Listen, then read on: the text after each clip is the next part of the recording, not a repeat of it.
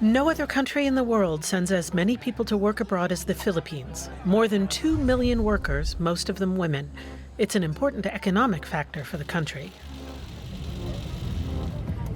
They send money home to ensure their children have a better life, but there is a dark side to it. Of those 2 million Overseas Filipino Workers, or OFWs, thousands experience abuse and hundreds are killed.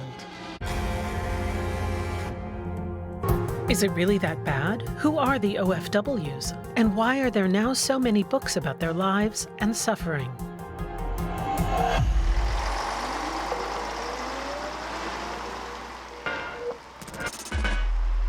Filipino migrant workers have existed as far back as the early 20th century, when they were shipped to the U.S. as laborers. But it was not until decades later, under President Ferdinand Marcos, that labor migration was officially promoted on a large scale. The economy was in ruins in the 1970s, with many people out of work. The Marcos regime thought, let them work somewhere else and ideally send money home. This was the short-term solution for the problem, but little has changed. Some 50 years later, there's even a separate ministry for migrant workers, whose importance to the country is celebrated. But the downside is that with one or even both parents absent, there are fewer and fewer traditional families. This has serious consequences.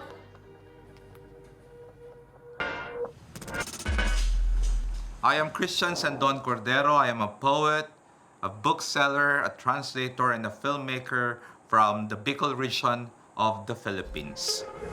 Naga City is a mid-sized city, a 400-kilometer drive southeast of Manila. Here, Kristian Sendon Cordero runs a cafe, a bookshop, and a publishing house. The literary scene in the city is a kind of second family for him. His first one has a father, mother, and 2 siblings. But Kristian hasn't experienced traditional family life. His parents were overseas Filipino workers in the Middle East and the United States, and he was raised by his grandparents. Today, his parents live nearby, and he enjoys going out to eat with them. Really? The family in the Philippines is not just your nucleus family. It extends to the village. It extends to a larger group of people.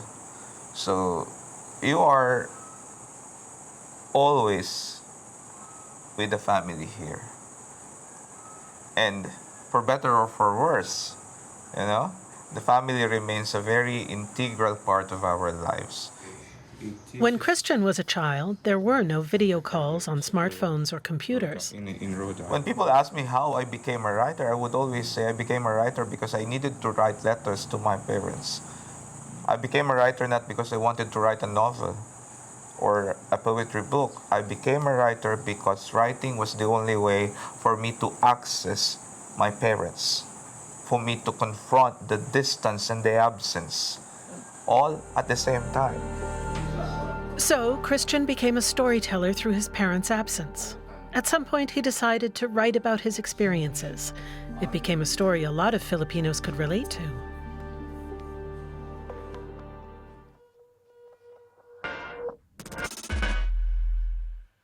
I'm José Dalisay.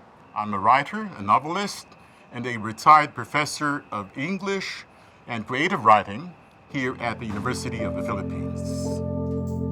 José Dalisay is one of the Philippines' most important writers and a man of character. As a student, he was jailed for his opposition to the Marcos regime. He allowed that experience to flow into his perhaps most important novel, Killing Time in a Warm Place. Dalisay still criticizes the situation in the country in his articles and a blog. The fate of OFWs became the jumping-off point for a dark crime novel that's also an analysis of misguided policies. More and more educated Filipinos are leaving, not just truck drivers or plumbers, but people with advanced college degrees. We even have medical doctors leaving for the United States, not to work as doctors, but as nurses. And we have teachers going to Singapore, not to teach, but to work as maids. It's bad enough that so many Filipinos have to sell themselves short and families are torn apart. But the lives of migrant workers are also dangerous. Every 3 days, you have 2 bodies coming in with, with name tags on their toes, and nobody seemed to be bothered by it. And that's precisely what Dalisay's novel Soledad's Sister is about. A coffin arrives at Manila International Airport containing the body of a woman who worked as a maid in Saudi Arabia. Dalisay tells a story of modern-day serfdom, abuse, and mistreatment that is very close to real life. It was a terrible price to be paying for our labor exports, which of course I understood was keeping our economy afloat, but at the same time the human cost was terrible. And I realized that it was this diaspora that was really the big Filipino story of the late 20th century, something that created a very profound change in our society. The Big Filipino Story, the perseverance, resistance, and suffering of the OFWs.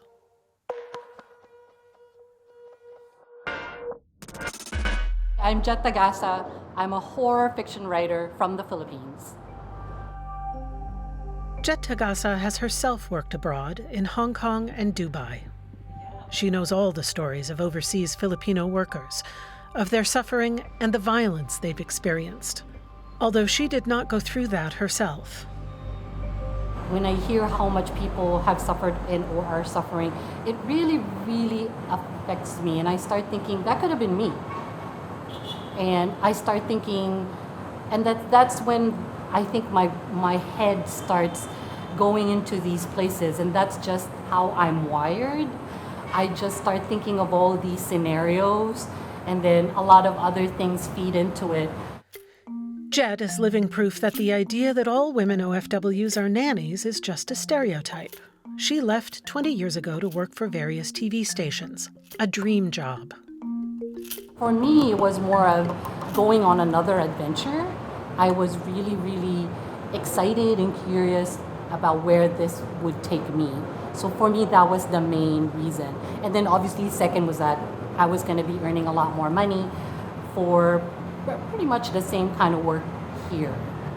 And yes, obviously, I would be able to help my family a little bit more.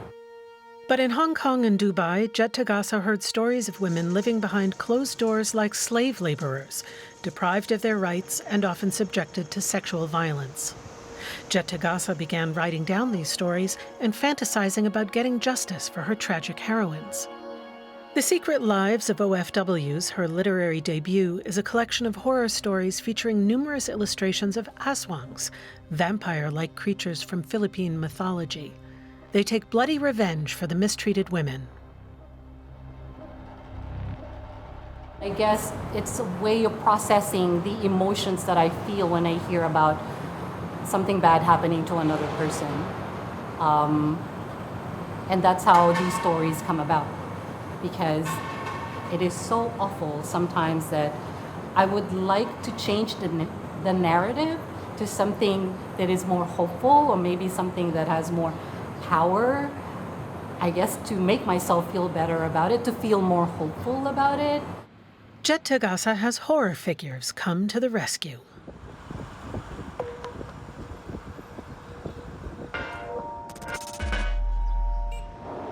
The phenomenon of overseas Filipino workers is not likely to disappear anytime soon, as the economic situation in the Philippines is far too difficult. But what this means for society and families must finally be addressed. There are just so many stories. This seems to be our new epic. It's both a story of Filipino persistence and perseverance, but at the same time, also a story of failure on our part to provide a decent employment to these people right here at home. Still, there are plenty of reasons to celebrate overseas Filipino workers. Their capacity, their enormous capacity to look after and want to take care of others, for me, is what makes them superheroes.